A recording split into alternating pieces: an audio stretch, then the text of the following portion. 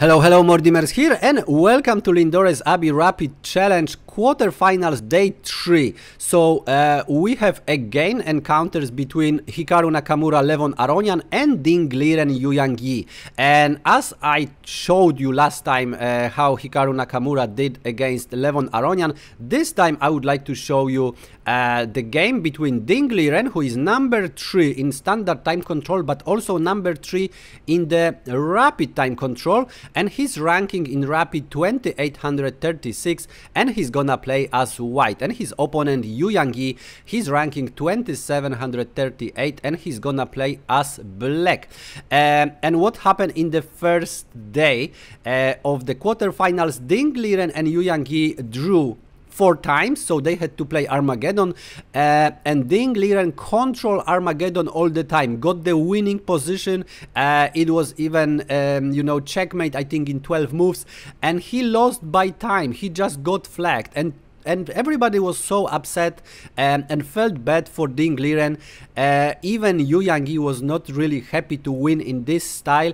However, today Ding Liren just doesn't have any choice and have to win this match. He has no choice. He have to win the match today and in 2 days again. So without further ado, let's see what happened on the board. Ding Liren opens with d4. We have d5, c4, d takes on c4, Queen's Gambit Accepted. It doesn't happen often in the tournament, so I'm very happy that we can see also King's Gambit Accepted. We have knight on f3, knight on f6, so any moves like e4 are not possible. We have e3, e6, and now bishop takes on c4 and c5, attacking the center. Pretty standard ideas.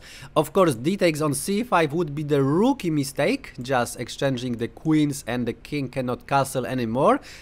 Just for your information, if you are the beginner in chess, that's good to know the things like that. We have castle by white, and now a6, preparing the move b5. So what white usually do in this position, he play a4, countering any moves like b5, controlling b5 square, or bishop moves to b3, so keeping the bishop on this diagonal, which is very active for white, and this is the standard you know, way of playing as white. However, Ding Liren go for the very sidelines, and he play bishop on e2, retreating with the bishop.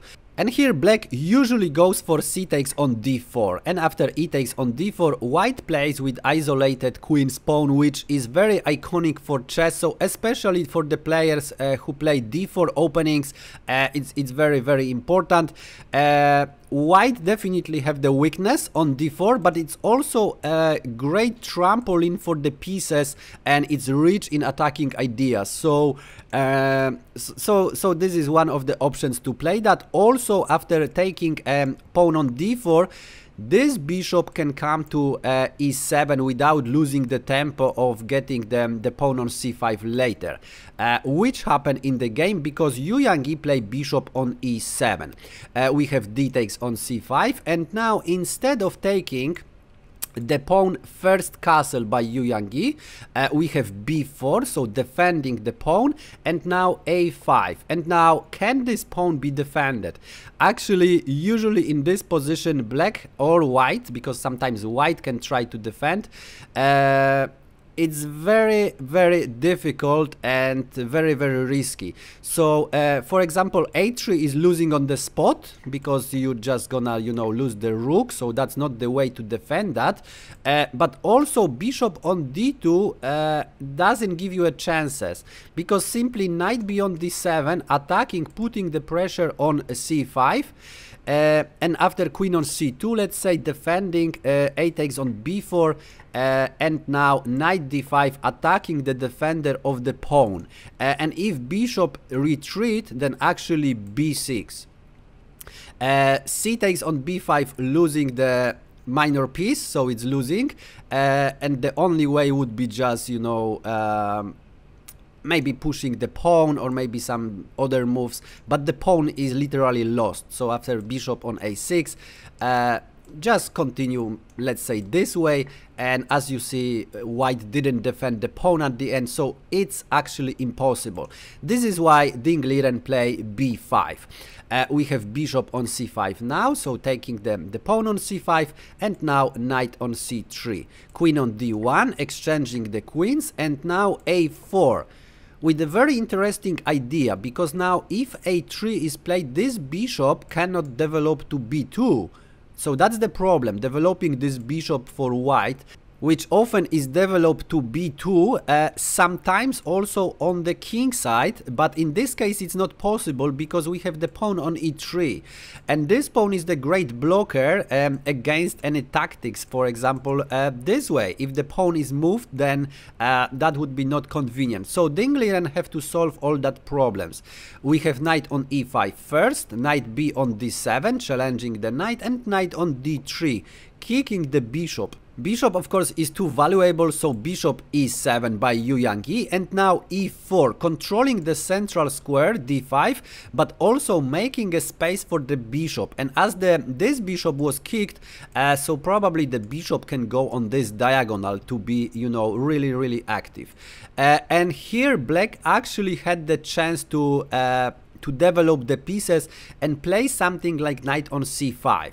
And after exchanging, there would be two ways for white to play: get the extra pawn, or get the initiative. So for example, after e5, knight on d5, and after exchanging, can win the pawn and the game can continue. After b6, black doesn't have any problems with development. This bishop's gonna be very nice located, very strong. The pawn can be pushed to a3, and the position of black, even with the pawn down, is not so bad. That can be, of course, continued.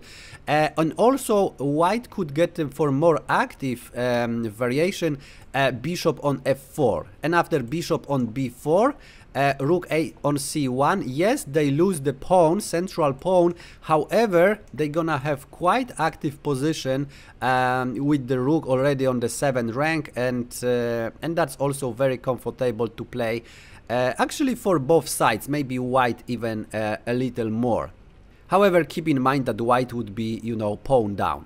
But we have a3 first by Yu Yangyi, so he doesn't care about the development of his pieces first, which can be a problem. Ding Liren doesn't have the problems with that. He play bishop on e3 and now e5. So any moves like e5 are not possible now, but Ding Liren didn't want to. He plays just f3, solidifying this position. Very strong, very solid the position now, and also with the bishop on this diagonal, the position of the king is not weakened. And here again, b6 could be played probably, like b6, rook a on c1, bishop b7, and this bishop at least could be developed and the game can continue.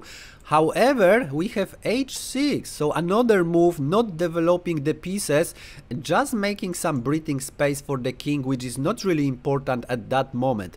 We have rook a on b1, now supporting b4 square, then the knight can jump there and move to d5. Pretty nice outpost, isn't it? Rook on d8 by black, and now knight b4 as planned.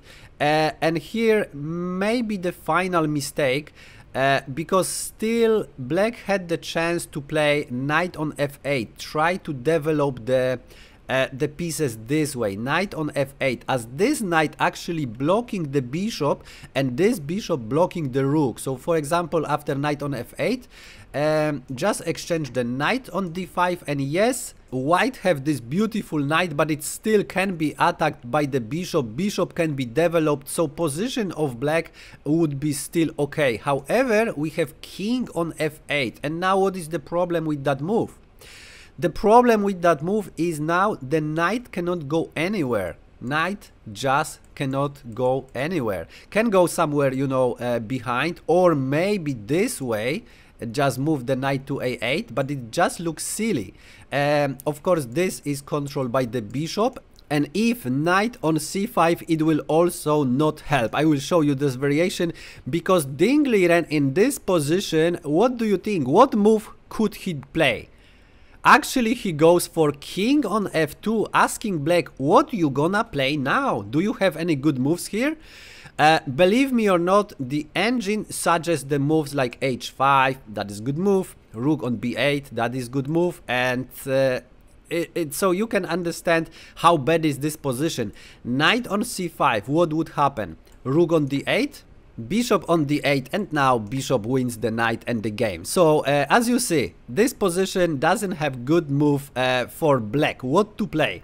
Rook a5 was played. It doesn't make any sense as the pawn on b5 is protected very well with the bishop, with the knight, even indirectly by the rook.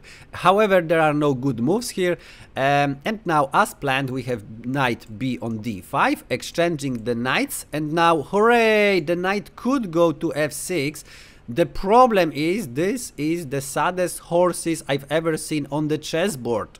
It cannot go there because it actually controls b6. So the knight just can't move to f6 because that's the, you know, fork on the rooks, winning the exchange and the game. So it doesn't work. So Yu Yangyi improved the position. Rook on a4, and now there are no forks here. So knight can go to f6, correct? Not correct. Ding Liren doesn't like this idea and he play rook b on c1. Now look at this. If knight on f6, then we're gonna have knight on b6, attacking the rook and attacking the bishop twice, and this is just a disaster. If rook on a5, simply just winning the material and of course the game. And if black tries something like rook on d1, it also doesn't work because bishop d1, and it's still all is under attack, and now even the rook can go to a1 because it's controlled by the knight. So the knight still cannot go to f6. So we have rook on a8 defending the bishop now, and we reach the position which is very interesting. What would you play as white now? How to improve the position and win the game? So first, this knight is a pretty awesome knight. Is located very well, but you have to use it somehow. The black pieces, you know, doesn't play. The rook cannot be developed because of the bishop. The bishop cannot be developed because of the knight, and so on. So very difficult position for black. The only good piece for black is actually this bishop, which is still not really great, but Ding Liren decided to exchange his wonderful knight for this bishop, and here is the reason. After knight on e7, king on e7, he play rook on c7, making this knight just looks like I just really wanted to develop, but I still cannot. So we have king on e8, unpinning, and now the knight can be developed or cannot. Bishop on c4. This is another wonderful move by Ding Liren, and now the knight still cannot move. Knight on f6, actually this is a checkmate. Can you believe that? That's just a checkmate. So this knight still has to stay on d7, block the bishop, and bishop blocks the rook. And the rook could try to develop somehow on the a file, but there are no access points. If you check, that cannot go anywhere. It doesn't make any sense.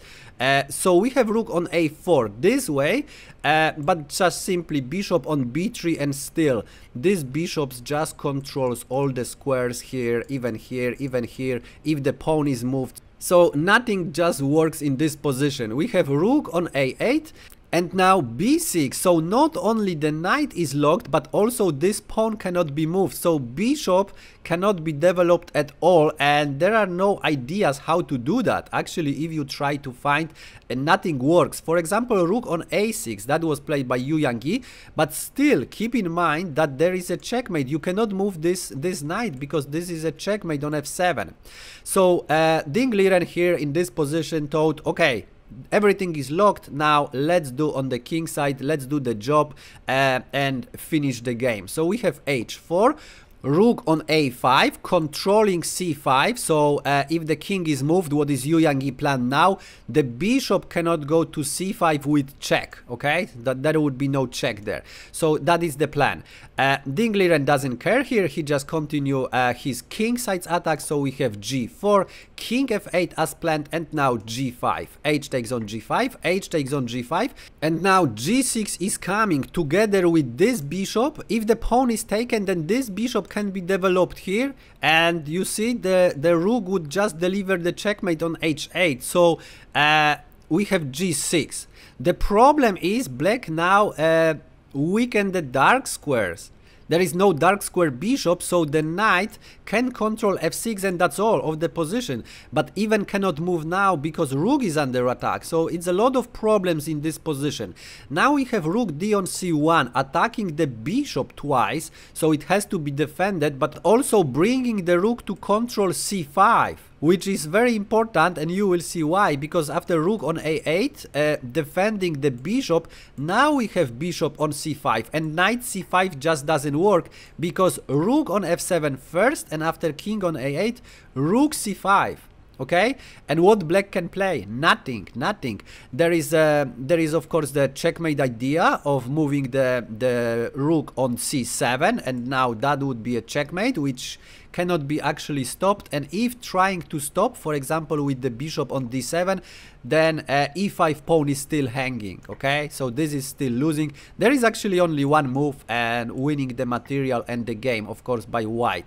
So as you see, this rook on c1 with controlling c5, very important move. Yu Yang runs to g7, and now the king is in the safety. The problem is now white have the winning combination, so feel free to pause the video and find the winning continuation for Ding Liren while I enjoy my cup of tea.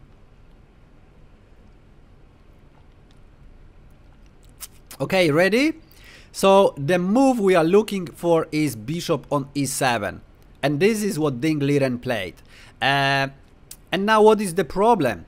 Bishop on f6 is coming, followed by the rook on h1, and even if Yu Yang find the move like rook on h8, which he didn't play, he played rook on e8, but even if he played, the problem is bishop on f6, and now king g8 doesn't work because black just gonna lose the material. As you see, this is just a disaster. Knight on f8, and now bishop h8 winning the material and the game. Knight on f6 also doesn't work because rook f7 first, and after king on g8 rook f6 also winning the material. Actually this is a checkmate, so bishop d7, and this is a checkmate as the bishop controls g8 as well. So as you see, this doesn't work, but we have rook on e8 and it's even faster. Just you have to find this continuation, and I hope you found it. Rook on d7, and now after bishop on d7, bishop on f6, Yu Yang resigned the game, and he can do nothing against the checkmate. If he just moved the king on g8, we have rook on h1, and black can just throw some pieces, but of course it doesn't matter because it's a checkmate. So this is why after bishop on f6 he resigned the game. And I would like to show you what happened today. So here we go. We have Hikaru Nakamura versus Levon Aronian. Hikaru Nakamura won game number 1, game number 4, and at the end he just is the first player who qualified to the semi-final. So congratulations. And Ding Liren won the first game, this game which I show you right now, against Yu Yang. Then we had the 3 draws, and that was enough for Ding Liren to win the second mini match. And let's see the standings. So Hikaru Nakamura, as I said, is in semi-finals, and Yu Yang, Ding Liren 1-1. So they're gonna play one more mini match to qualify to semi-finals. Tomorrow we're gonna have Magnus Carlsen against Wesley So again, and Daniel Dubov against Sergei Karyakin. So if you don't want to miss the videos, press subscribe, smash the bell button. Thanks for watching, and see you in the next one.